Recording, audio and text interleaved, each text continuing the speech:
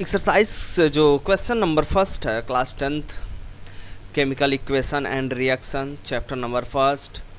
जो हमारे एक्सरसाइज के जो मोस्ट क्वेश्चंस हैं, जो इम्पॉर्टेंट क्वेश्चंस हैं, इम्पॉर्टेंट क्वेश्चन क्या, मैं टोटल एक्सरसाइज की मैं बात कर रहा हूँ कि पूरे एक्सरसाइज की जो एक एक क्वेश्चन है एमसीक्यू से लेकर के जितने भी थ्योरेटिकल और इक्वेशनल क्वेश्चंस हैं सारे इस वीडियो लेक्चर में कवर होंगे। फर्स्ट पार्ट में हम लोगों ने बिटवीन द एनसीईआरटी जो भी क्वेश्चंस थे उसको देखा, जो बिटवीन द एनसीईआरटी क्वेश्चंस थे उन सारे क्वेश्चंस को हम लोगों ने देखा और उन क्वेश्चंस को समझा भी कि कैसे क्वेश्चंस थे, क्या थे। अब हमारा एक्सरसाइज का अगर क्वेश्चन देखा जाए कि एक्सरसाइज में क्या क्या क्वेश्चंस हैं, तो फर्स्ट क्वेश्चन हमारा है which statement is about the reaction below are incorrect, मतलब कौन सा रिएक्शन इनकरेक्ट है। तो अगर हम लोग अगर देखें तो ये देखिए ये क्या है, ये अगर आप लोग मोस्टली अगर देखें तो ये एक तरह से आपका लेड ऑक्साइड है। ध्यान दीजिएगा ये आपका है लेड ऑक्साइड। ध्यान दीजिएगा यहाँ पे एक स्टेटमेंट ये भी लिखा lead oxide. Lead oxide is getting reduce, no no no no no no, lead oxide getting reduce. क्या ये स्टेटमेंट सही है? यस, ये स्टेटमेंट सही है। ठीक, फिर कह रहा है कार्बन, ये कार्बन सिर्फ है, carbon is getting oxide. Yes, क्योंकि कार्बन के साथ क्या जुड़ गया है? ऑक्सीजन। कार्बन के साथ क्या जुड़ा है? ऑक्सीजन। लेड के साथ ऑक्सीजन था वो भी हट गया, तो ये क्या हो गया? रिड्यूस। अब यहाँ पे लेड इज गेटिंग रिड्यूस नहीं, क्योंकि लेड है ही नहीं, लेड ऑक्साइड है, इसीलिए स्टेटमेंट इनकरेक्ट। कार्बन डाइऑक्साइड, इस तरफ कार्बन डाइऑक्साइड है ही नहीं, पहले यही स्टेटमेंट में ही समझो, तो ये दोनों स्टेटमेंट इनकरेक्ट हो चुके हैं। तो इसमें ऑप्शन में पहला और दूसरा जो है इनकरेक्ट है स्टेटमेंट। तो अकॉर्डिंग टू दिस अगर हम लोग देखा जाए कि हमारा सही कौन सा होगा, तो हमारा जो है पहला स्टेटमेंट जो है सही है। ठीक है ना, मतलब कि इसका रीज़न यहाँ पे दिया गया है, हमने अभी एक्सप्लेन भी कर दिया इसके रीज़न को। ठीक है ना, फिर हमारा सेकंड क्वेश्चन आता है। सेकंड क्वेश्चन में क्या है? फेरस ऑक्साइड है, सिंपल सा। फेरस ऑक्साइड में देखिए ये रिएक्शन है, इस रिएक्शन को अगर ध्यान से देखें तो यहाँ पे एक सिंगल एलिमेंट है, एल्युमिनियम है, और यहाँ पे एक कंपाउंड है। तो इस एल्युमिनियम जो है ये फेरस को डिस्प्लेस कर देगा, क्योंकि एल्युमिनियम जो है मोस्ट रिएक्टिव एलिमेंट्स है अगर कंपेयर किया जाए फेरस से।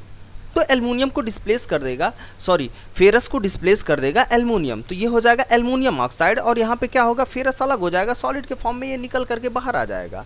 And then the above reaction is example. आप देखो यहाँ पे एक ही एलिमेंट का डिस्प्लेसमेंट हुआ है, दो कंपाउंड होते तो दोनों में हम लोग कहते हैं कि हाँ डबल डिस्प्लेसमेंट हुआ, बट अगर यहाँ पे देखा जाए तो यहाँ पे सिर्फ एक ही मतलब एक एलिमेंट जो है डिस्प्लेस कर दे रहा है, वो इंटरचेंजिंग नहीं हो रहा। आयन का जब इंटरचेंजिंग होता है डबल डबल कम्बिनेशन क्या होता है?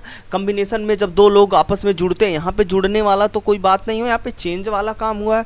जुड़ा होता तो सिंगल प्रोडक्ट का फॉर्मेशन करता है, यहाँ पे दो लोग हैं, डबल डिस्प्लेसमेंट में दो लोगों की ज़रूरत है।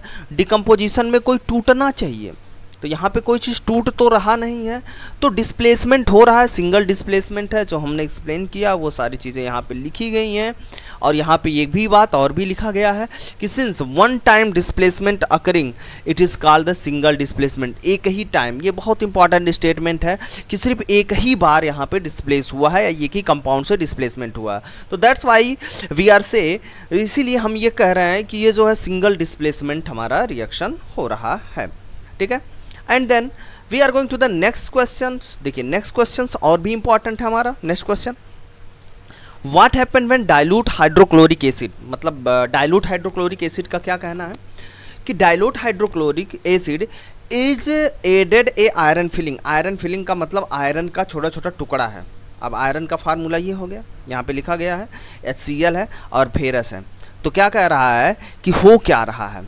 कह रहा है अगर ऐड किया जाएगा तो क्या हो सकता है। अब आप सीधे रिएक्शन लिखिए, अब आप रिएक्शन को समझ लीजिए कि यहाँ पे सीधे सीधे डिस्प्लेसमेंट रिएक्शन होगा, हाइड्रोजन को डिस्प्लेस किया जाएगा और ये बन जाएगा फेरस क्लोराइड। क्या बन जाएगा? Ferrous chloride. ठीक है, तो क्या प्रोड्यूस होगा? फेरस क्लोराइड बचेगा, तो उसमें उस साइड में कुछ बचेगा नहीं, इस साइड सिर्फ हाइड्रोजन भर बच रहा है। जब फेरस जो क्लोरीन के साथ रिएक्शन कर लिया तो बचा क्या? इस तरफ हाइड्रोजन, और दो हाइड्रोजन यहाँ पे है, तो दो हाइड्रोजन मिल करके क्या बनाएंगे? सिर्फ हाइड्रोजन गैस ही तो बनाते हैं, और क्या बनाएंगे? दो हाइड्रोजन मिल करके हाइड्रोजन गैस ही बनाएंगे, और क्या बनाएंगे? तो हाइड्रोजन गैस हो जाएगा। और आयरन क्लोराइड, हाँ इस स्टेटमेंट को हम सही मान सकते हैं कि आयरन क्लोराइड प्रोड्यूस होगा। ठीक है ना, that simple, the first statement is right. Okay, then we are going to the our next question. Question number 4, question number 4 में क्या है इस चीज़ को भी हम लोग देखते हैं।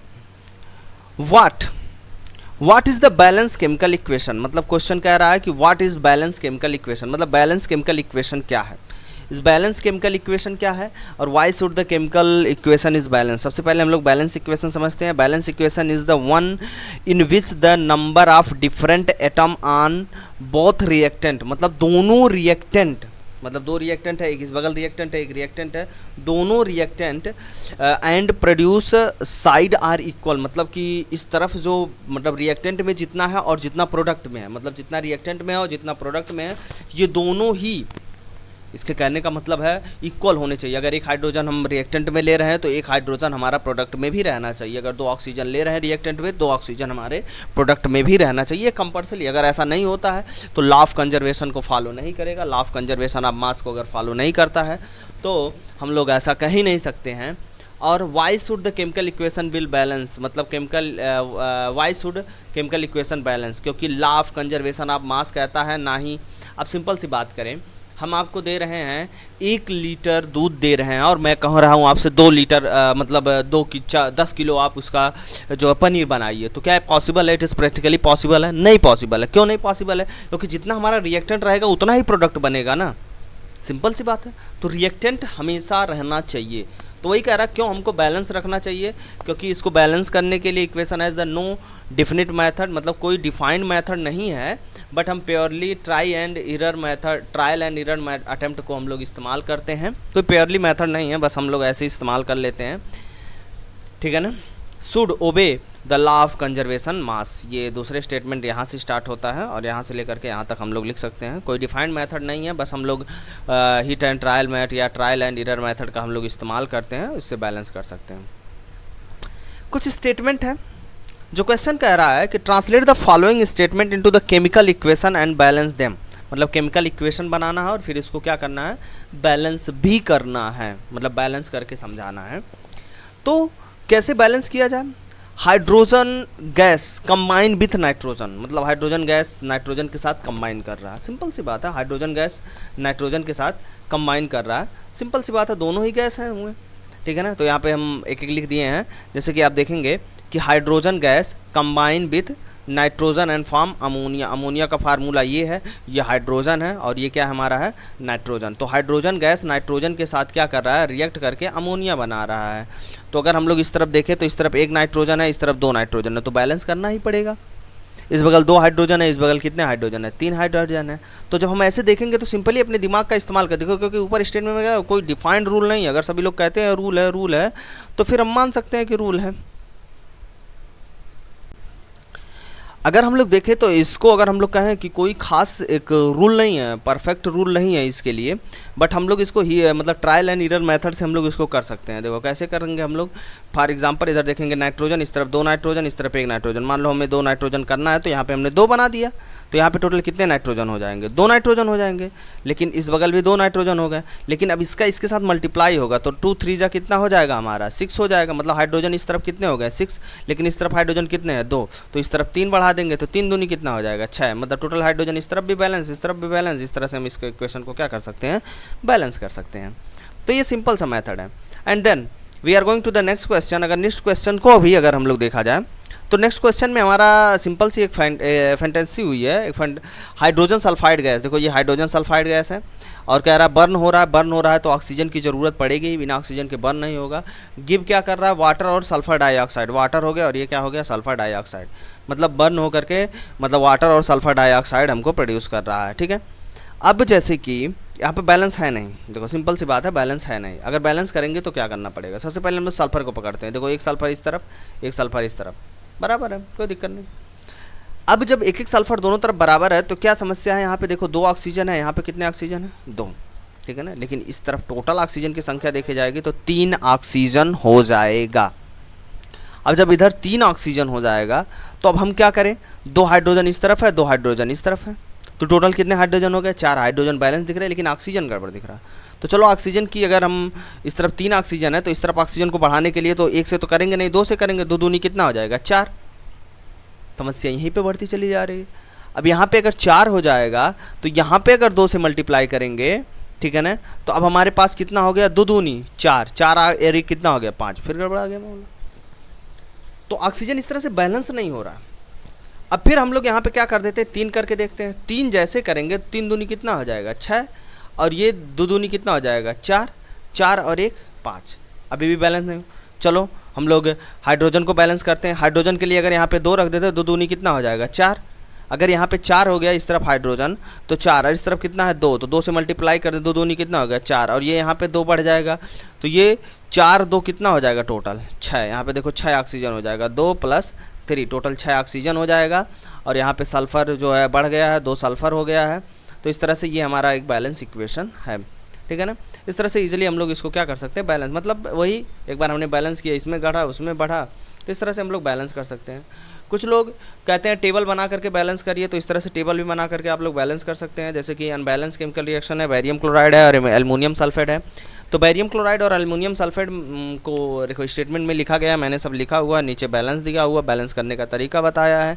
फिर पोटेशियम मेटल रिएक्ट विद, देखो पोटेशियम है और यहाँ पे वाटर है, तो वाटर से जब ये हाइड्रोक्साइड का फॉर्मेशन करता है, हाइड्रोक्साइड मतलब OH हो गया, तो पोटेशियम हाइड्रोक्साइड बन गया। लो यहाँ पे सीधे लिखा हुआ पोटेशियम हाइड्रोक्साइड, और यहाँ पे H2 हाइड्रोजन गैस के लिए बना दिए, तो इस तरफ जो है पोटेशियम कम मतलब H2 3 H2 है, वाटर कम कर रहा था, 2 इधर बढ़ा दिए, 2 इधर बढ़ा दिए, इक्वेशन बैलेंस हो गया हमारा। तो सिंपल सा इसको अब आप लोग थोड़ी सी भी अगर दिमाग का इस्तेमाल करें तो आप कर सकते हैं। Balance of the following equation, same उसी तरह से बैलेंस करना है। ये हमारा इक्वेशन है, ये हमारा अनबैलेंस इक्वेशन है, और ये हमारा बैलेंस इक्वेशन है। सेम उसी तरह से करेंगे जैसे हम लोग करते हुए आ रहे हैं। हम लोग इसमें नाइट्रोजन का कैल्शियम को देखेंगे, कैल्शियम इक्वल है, कैल्शियम इक्वल है, तो बैलेंस करेंगे। तो यही जो है हाइड्रोक्साइड और कार्बन से यहाँ पे 2 हाइड्रोजन जोड़ देंगे, जैसे कि इसमें नहीं है, 2 इसमें हमने ऐड कर दिया, 2 इसमें ऐड कर देंगे, तो हमारा इजीली क्या हो जाएगा, ये बैलेंस हो जाएगा, ठीक है ना। इसी तरह से इसको भी बैलेंस कर सकते हैं, इसको भी हाइड एंड ट्रिल, इसको ट्राई करिए। ट्राई करने के बाद इसका आंसर देखिए आप लोग। पहले हिट एंड ट्रायल मेथड देखिए, ट्रायल एंड एरर मेथड जो है हमारा, ये हमारा ट्रायल करने पर होता है। जब आप ट्रायल करेंगे, बैलेंस करेंगे, बराबर करेंगे, तो ऑटोमेटिक आप बैलेंस कर ले जाएंगे। ओके, एंड नेक्स्ट, फिर भी नहीं आ रहा है तो हमसे बात करिए, ठीक है। Right the chemical equation of the following reaction. तो कैल्शियम हाइड्रोक्साइड और इससे देखो कैल्शियम हाइड्रोक्साइड हमने लिख दिया, कार्बन डाइऑक्साइड, जैसे कि हमने इसको पहले ही बताया था कि हमारे बुक में ही दिया है कैल्शियम हाइड्रोक्साइड और कार्बन डाइऑक्साइड, एक बॉक्स बना हुआ जिसमें हम लोग पेंट करते हैं वाल पे, तो वो कार्बन डाइऑक्साइड से रिएक्ट करके कैल्शियम कार्बोनेट बनता है, जिसे संगमरमर का फार्मूला भी बोलते हैं। तो ये टॉपिक हमने पहले ही बता चुके हैं, ठीक है ना। इसके बाद इसको लिखेंगे, इसको बैलेंस करेंगे, फिर एल्युमिनियम देख लो सभी लोग, मैंने सारे इक्वेशन को लिख करके यहाँ पे समझाया हुआ है चीज़ों को, A 1 by 1। Write the balance chemical equation of following, identify type of the reaction in each case, मतलब कह रहा है इसको आइडेंटिफाई करना है बाबू। यहाँ पे ध्यान से देखेंगे तो यहाँ पे देखो ये एक कंपाउंड है, ये भी एक कंपाउंड है, दो कंपाउंड है।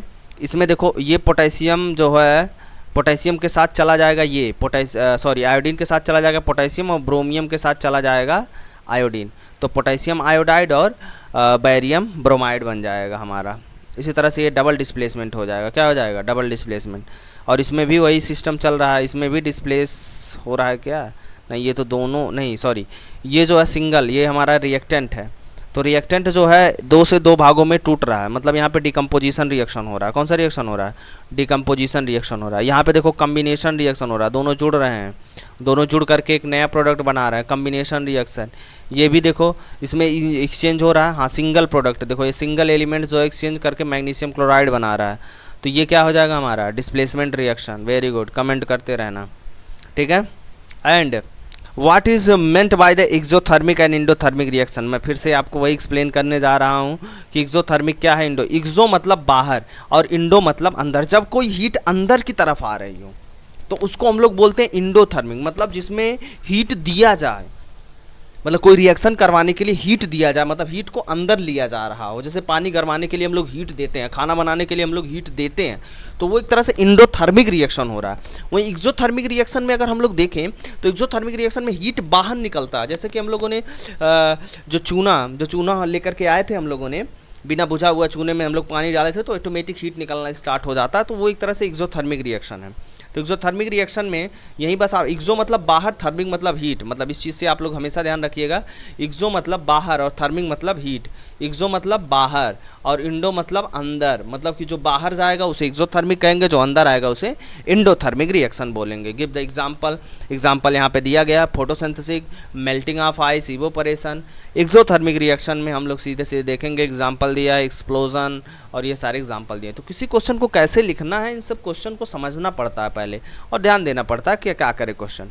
वाई द रिस्पायरेशन, रिस्पायरेशन को लेकर के है, why the respiration consider as the exothermic reaction. Exo मतलब हीट को बाहर निकल रहा है, हमारे बॉडी से हीट को बाहर निकलता है due to the temperature manage करने के लिए, और रिस्पायरेशन के लिए ये ज़रूरी है, रिस्पायरेशन के लिए ये ज़रूरी है कि हीट बाहर निकले। और जब हीट बाहर निकलता है तो ये मतलब लार्जर मॉलिक्यूल को सिंपल में तोड़ा जाता है। यहाँ पे एक स्टेटमेंट लिखा गया है, वाई मतलब क्यों।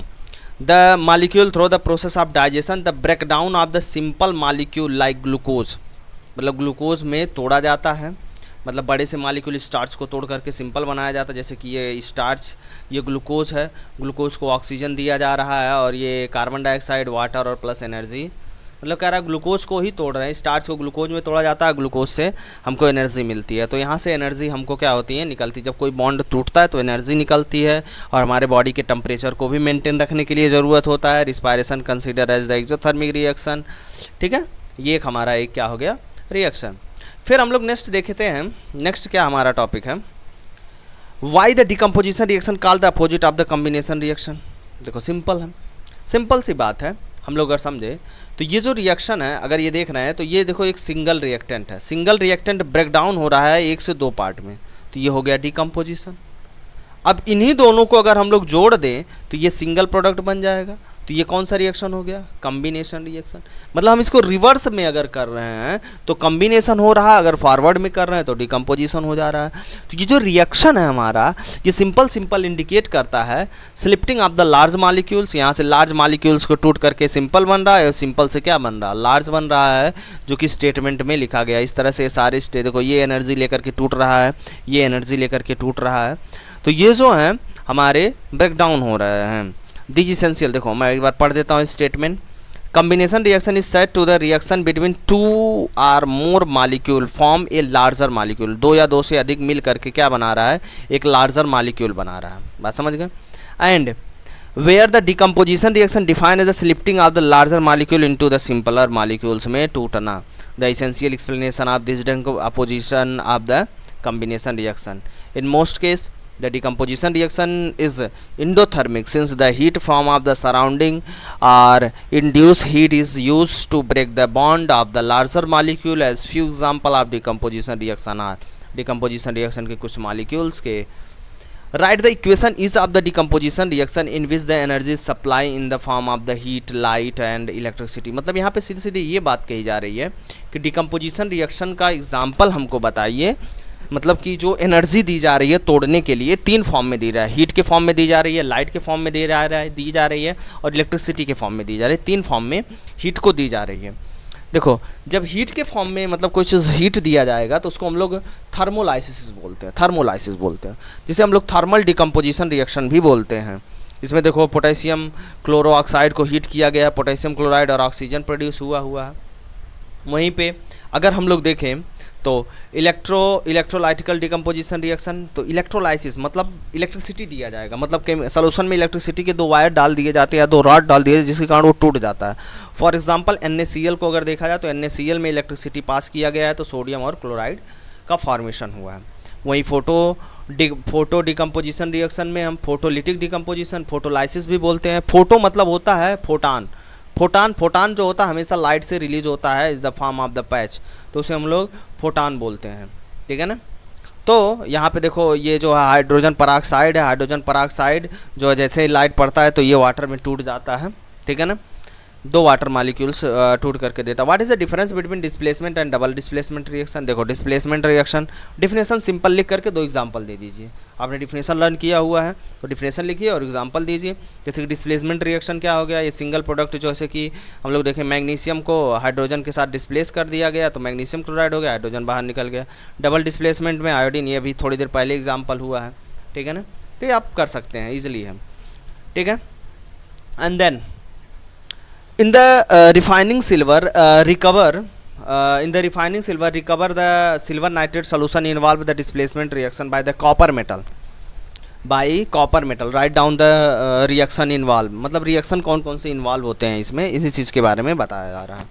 बस सिंपल सा रिएक्शन लिखना है, मतलब जैसे कि ये कॉपर सॉलिड के फॉर्म में है, तो जो सिल्वर नाइट्रेट है ये कॉपर नाइट्रेट के साथ रिएक्ट करके ये जो है सिल्वर को बाहर, मतलब यहाँ पे सिंपल सा डिस्प्लेसमेंट रिएक्शन हुआ, सॉलिड जो है डिस्प्लेट कर दिया गया है, जिसमें से हमको जो है सिल्वर जो है बाहर मिल गया है, ठीक है ना, सॉलिड के फॉर्म मिल गया। तो मतलब सिंपल सा एक रिएक्शन था, हमने लिखा। ये सबसे इंपॉर्टेंट है precipitation reaction. Question number 15, what do you mean by the precipitation reaction, explain by the giving the example of answer. तो प्रिसिपिटेशन रिएक्शन क्या होता है, मतलब जो प्रिसिपिटेट कर जाए, मतलब जो बैठ जाए या अलग हो जाए, सॉलिड के फॉर्म में निकल जाए, ठीक है, उसी को हम लोग प्रिसिपिटेशन रिएक्शन।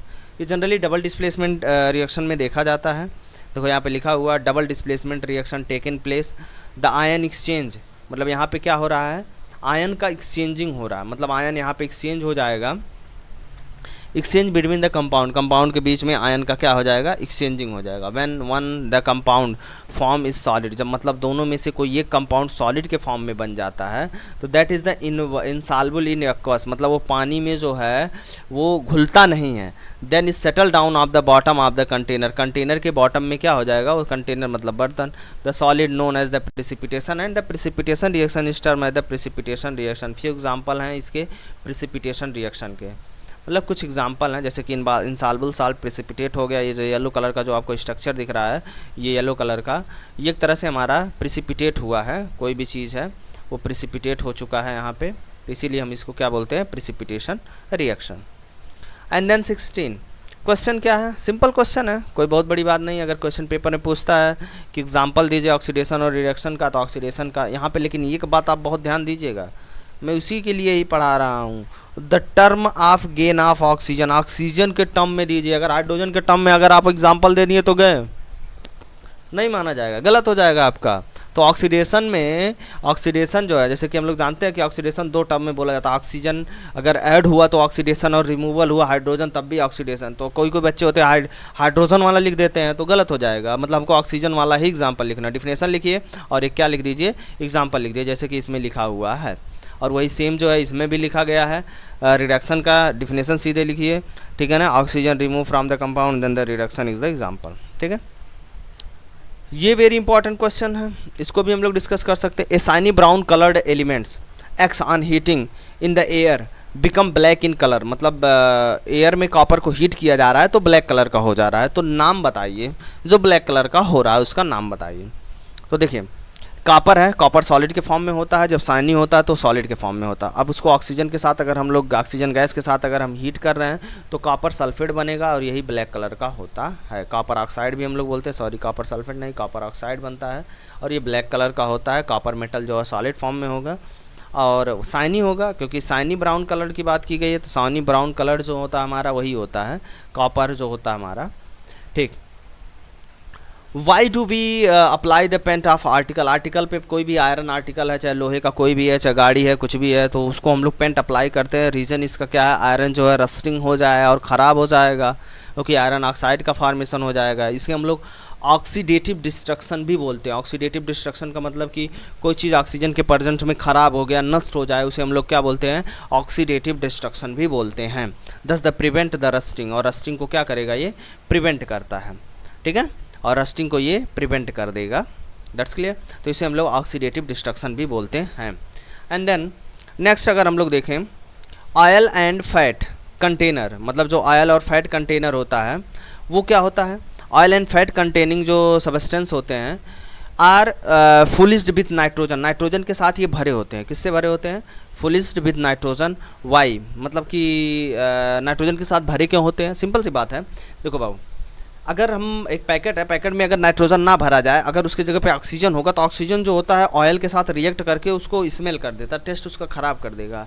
इसको हम लोग कहते हैं मेहरा गया तो टर्मोलॉजी हम लोग बोलते हैं, मतलब वो ख़राब हो गया, एंड सिंपली हम वी कैन से, ठीक है। तो यहाँ पे देखो सीधे, इसे हम लोग एरियल ऑक्सीडेशन भी बोलते हैं। Aerial oxidation, the main purpose of the flossing of nitrogen into the food packet contain oil fat item it is the prevent rancidity rancidity क्या होता है which occurs when the oil and fat react with oxygen letting out an unpleasant smell मतलब गंध मतलब ऐसा मतलब जो smell ठीक नहीं लगता है मतलब एक तरह से वो ख़राब हो जाता है बैक्टीरिया फंगस के देयर द फ्लूसिंग नाइट्रोजन इसीलिए हम लोग वहाँ से ऑक्सीजन हटा के नाइट्रोजन भर देते हैं और उसको भरने के कारण हमारा क्या होगा वो एरियल ऑक्सीडेशन नहीं होगा तो हमारा सबस्टेंस ख़राब नहीं होगा कोई भी होगा किसी भी sorry explain the term of with the one example इसमें क्या ही बताना है आपको कोरिजन और एसिडिटी के बारे में लेकिन फिर भी मैं बता देता हूँ कोरिजन मतलब जंग लगना जैसे कि आयरन आर्टिकल में और जैसे कि आपने बिटवीन टॉपिक पढ़ा होगा कॉपर पे और सिल्वर पे भी जंग लगता है सिल्वर ब्लैक कलर हो जाता है कॉपर ग्रीन कलर हो जाता है ये भी जंग कोरिजन के एग्जांपल्स हैं बिटवीन द एनसीईआरटी आपके दिया गया है एंड यहाँ पे सिर्फ एक ही पूछा है इसीलिए हम लोगों ने सिर्फ एक ही लिखेंगे कोरिजन क्या होता है where the refining metal oxidize by the atmospheric oxygen from the metal more stable compound such oxide the metal gradually degrade during the corrosion process होने के कारण डिग्रेड होकर के खत्म हो जाता है rusting of iron good example of the यहाँ पे देखो एग्जाम्पल भी दे दिया है rusting of iron good example of the corrosion where the iron converted into the iron oxide मतलब आयरन किस में कन्वर्ट हो जाएगा आयरन ऑक्साइड में कन्वर्ट हो जाएगा ठीक है and then million of dollar are spend annually मतलब ये पूछ रहा है एक डिसएडवांटेज भी है हमारा और एक तरह से जो है मतलब हार्मफुल भी अगर पूछेगा पेपर में तो इस चीज़ को आप लोग लिख दीजिएगा ठीक है तो and the condition produce the aerial oxidation मतलब यहाँ पे रेंसिडिटी क्या है वही जस्ट ऊपर मतलब हम लोगों ने बताए हैं कि जो फूड आइटम होता है उसमें ऑक्सीजन को हटा करके नाइट्रोजन फिल करके भर जाना उसी से प्रिवेंट कर देते हैं हम लोग एग्जांपल वही है rancidity of the food keeped inside the refrigerator हम लोग फूड को बनाने के बाद रेफ्रिजरेटर में रख देते हैं low temperature does not promote the oxidation reaction मतलब ऑक्सीडेटिव रिएक्शन प्रमोट नहीं करता है जब हम लोग उसको रख देते हैं अगर कुछ चीज़ें ना समझ में आए तो उसको आप लोग डायरेक्टली मतलब मैसेज कर सकते हैं या हमको बता सकते हैं ठीक है ना कि सर हमको ये नहीं समझ में आया अगर नहीं समझ में आएगा तो फिर भी हम जो है उस चीज़ के बारे में हम डिस्कस करेंगे और फर्दर ऐसा नहीं है कि उसके बारे में हम डिस्कस नहीं होगा डिस्कस तो आज के लिए इतना ही थैंक यू कमेंट ज़रूर करिए बताइए कोई प्रॉब्लम हो कोई समस्या हो कहीं पे भी और किसी भी एरिया में अगर आपको डिस्कस करना है तो आप बता सकते हैं कमेंट में इसके लिए थैंक यू